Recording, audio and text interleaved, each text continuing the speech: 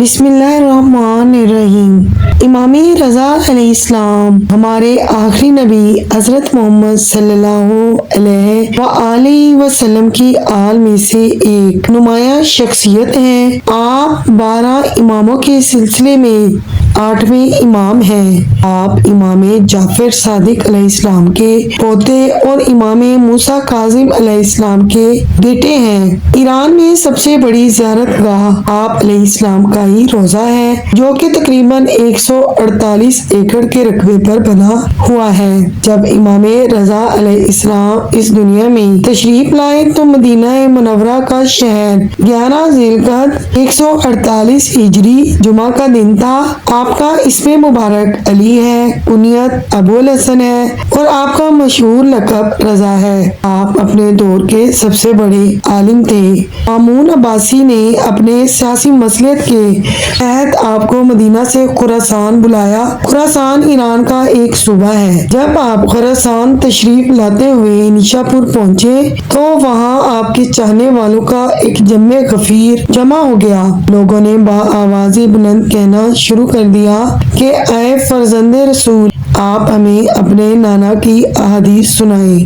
آپ علیہ السلام نے وہاں خطبہ دیا اور حضرت محمد صلی اللہ علیہ وآلہ وسلم کی ہزاروں حدیثیں سنائیں، جنہیں لوگوں نے تحریر کر لیا۔ بعد میں جب آپ علیہ السلام نے وضو کے لیے پانی طلب کیا تو پتہ چلا کہ وہاں پانی کا مسئلہ ہے، تو آپ نے اپنے ہاتھ میں پکڑے ہوئے عصا سے وہاں ایک پتھر کو مس کیا تو وہاں سے ٹھنڈے اور میٹھے پانی کا چشمہ جاری ہو گیا، جو آج بھی وہاں موجود ہے۔ زائرین آج بھی وہ پانی پیتے ہیں اور تبرکن اپنے ساتھ بھی لے کر آتے ہیں۔ اور امام علیہ السلام خطبہ دینے کے دوران جس پتھر پر کھڑے ہوئے، اس پتھر پر بھی آپ کے پیروں کے نشان بن گئے، جو آج بھی نیشا پور میں موجود ہے اور ایک بہت بڑی زیارت گاہ ہے۔ جب حضرت امام رضا علیہ السلام مامون عباسی کے پاس پہنچے تو اس نے آپ کے نہ چاہنے کے باوجود آپ کو اپنا ولی عہد بنا لیا۔ امام کی ایران میں قیام گاہ کے دوران امام سے بہت سے کرامات ظاہر ہوئے ہیں، جن میں سے چند بیان کریں گے۔ امام علیہ السلام کے وہاں قیام کے دوران 1 سال ایسا قحط پڑا کہ جانوروں تک پینے کے پانی کی قلت ہو گئی، تو لوگ امام علیہ السلام کے پاس آئے کہ آپ دعا فرمائیں تاکہ باران رحمت ہو، تو امام علیہ السلام ایک میدان میں چلے گئے۔ بہت سارے لوگ بھی آپ کے ساتھ چلے گئے۔ امام علیہ السلام نے اپنے ہاتھ دعا کے لیے بلند کیے۔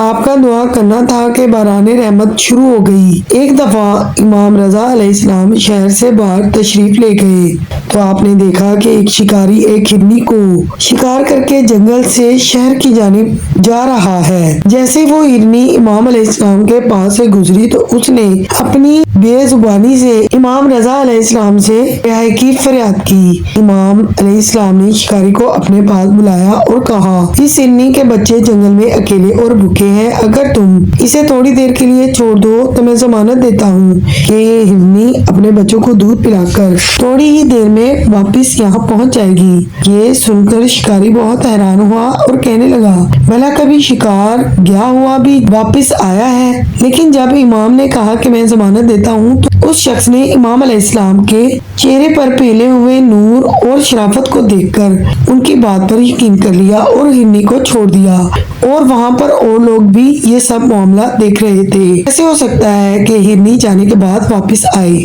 لیکن ان سب کی حیرت کی انتہا نہ رہی جب ہرنی اپنے دونوں بچوں کے ساتھ واپس آ گئی، اور ہرنی نے آ کر امام رضا علیہ السلام کے پیروں کو بوسہ دینا شروع کر دیا اور اپنے بچوں کو امام علیہ السلام کے حوالے کر کے شکاری کے پاس چلی گئی۔ ناظرین، شکاری نے جب یہ منظر دیکھا تو بے اختیار بول اٹھا کہ آپ کون ہیں؟ جب امام رضا علیہ السلام نے اپنا تعارف کروایا تو وہ شکاری بھی آپ کے قدموں میں گر گیا اور ہرنی کو بھی چھوڑ دیا۔